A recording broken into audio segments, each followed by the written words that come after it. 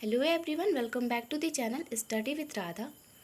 Guys, आज की इस वीडियो में मैं आप लोग के लिए लेकर आई हूँ बीकॉम सेकेंड सेमेस्टर के पेपर फाइनेंशियल अकाउंटिंग के कुछ इंपॉर्टेंट डिस्क्रिप्टिव क्वेश्चन को।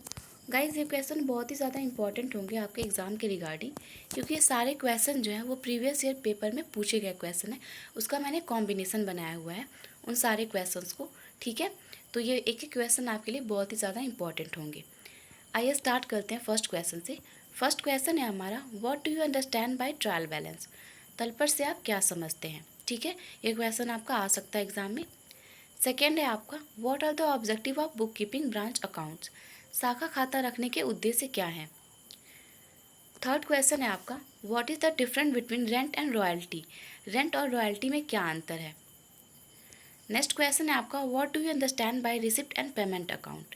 प्राप्ति एवं भुगतान खाते से आप क्या समझते हैं। नेक्स्ट क्वेश्चन है आपका, what are the use of Tally. Tally का उपयोग क्या है। नेक्स्ट क्वेश्चन है, what is the amalgamation of firms. फर्मों का समामेलन से आप क्या समझते हैं, या फर्मों का समामेलन क्या होता है। ठीक है, तो आप अमलगमेशन को अच्छे से पढ़ लीजिएगा। अक्सर कभी कभी होता है कि अमलगमेशन और मर्जर में डिफरेंट भी पूछ देता है। ठीक है, तो इस टॉपिक को आप अच्छे से प्रिपेयर कर लीजिएगा। नेक्स्ट क्वेश्चन है आपका, define ledger. What are the object of the ledger. बही खाता को परिभाषित कीजिए और बही खाता के उद्देश्य क्या है इसको बताइए। नेक्स्ट क्वेश्चन है आपका, what is the meaning of departmental accounts. Describe it's advantage. What is different between branches and departments. विभागीय लेखा क्या है, इसका अर्थ बताना है। इनके लाभों का वर्णन करना है और शाखा और विभागों के बीच क्या अंतर होता है ये आपको लिखना है। तो आप इस टॉपिक को भी अच्छे से प्रिपेयर कर लीजिएगा। ठीक है, उसके बाद क्वेश्चन नंबर 9 हमारा न्यूमेरिकल बेस्ड क्वेश्चन है। क्वेश्चन नंबर 9 कह रहा है हमारा, Verma traders bought machinery on 1 April 2018 for the ₹11,900 and spend ₹1,500 on its establishment. The estimated life of the machinery is 5 years, after which its residual value is estimated at ₹1,400. Calculate annual depreciation according to the fixed installment method and prepare the machinery account for the first 3 years. Burma व्यापारी ने 1 April 2018 को एक machinery खरीदी थी जिसका मूल्य था 11,900 और उस पर खर्च किए थे इतने उसने, जिसकी स्थापना करने में उसको 1,500 रुपये खर्च हुए। मशीन का अनुमानित जीवन 5 वर्ष है, जिसके बाद इसकी अवशिष्ट कीमत रुपए में आकी जाती है। तो इसकी कीमत यानी कि जो अवशिष्ट कीमत है वो 1,400 रुपये आती है। निश्चित किस्त पद्धति के अनुसार वार्षिक मूल्यह्रास की गणना करें और 3 वर्षों के लिए मशीनरी खाता तैयार करें। ठीक है, तो इस टाइप का न्यूमेरिकल भी आपके एग्जाम में आ सकता है, तो आप इस टॉपिक को प्रिपेयर कर लीजिएगा। नेक्स्ट क्वेश्चन है हमारा, define computerise accounting system. Difference between manual and computerise accounting system. कंप्यूटरकृत लेखा प्रणाली को परिभाषित कीजिए। मैनुअल और कंप्यूटरकृत लेखा प्रणाली के बीच अंतर बताइए। नेक्स्ट क्वेश्चन है हमारा, right short notes on the following.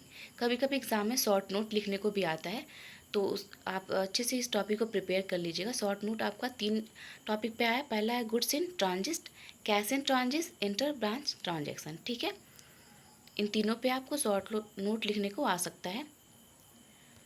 Next question है हमारा, what entries will be passed in the book of the landlord under different condition. So general entries in the book of head office to incorporated in trial balance of the branch.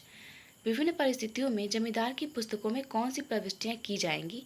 शाखा के trial balance को शामिल करने के लिए प्रधान कार्यालय की पुस्तक में जनरल प्रविष्टियाँ दिखाएं।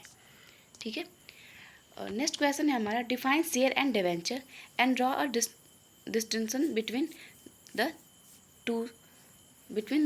शेयर और डिवेंचर को परिभाषित करिए और दोनों के बीच अंतर करिए। ठीक है, यानी कि दोनों को परिभाषित करना है। पहले इन दोनों का डेफिनेशन लिखना है आपको, शेयर क्या होता है और डिवेंचर क्या होता है, इसका परिभाषित करना। उसके बाद से इन दोनों का अंतर एक प्रॉपर सीक्वेंस में फॉर्मेट के रूप में ड्रॉ करना है। ठीक है, लिखना है। नेक्स्ट क्वेश्चन है आपका, what do you mean by a hire purchase system. How does it differ from the instalment system. किराया क्रय पद्धति से आप क्या समझते हैं, यह किस प्रणाली से किस प्रकार भिन्न है।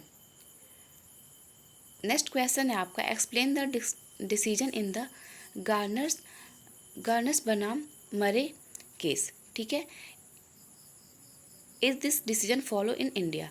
गार्डनर बराम मरे मामले के निर्णय की व्याख्या कीजिए। क्या भारत में इस फैसले का पालन होता है? ये बहुत ही फेमस क्वेश्चन है और एग्ज़ाम में हमेशा ये क्वेश्चन आता रहता है, ठीक है।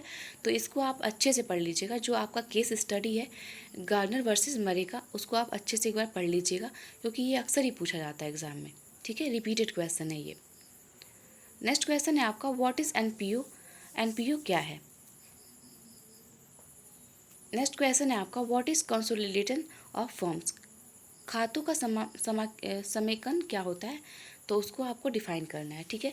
कंसोलिडेशन अकाउंट पढ़ लीजिएगा कि किसी फॉर्म का कंसोलिडेशन कैसे होता है। एनपीओ क्या है, इसको अच्छे से पढ़ लीजिएगा आपको। और मैंने अभी बताया कि जो गार्डनर वर्सेस मरे केस है, उसको आप एक बार अच्छे से पढ़ लीजिएगा, रिवाइज कर लीजिएगा, क्योंकि ये अक्सर ही पूछा जाता है और ये में भी आपके एग्ज़ाम में आ भी सकता है, ठीक है।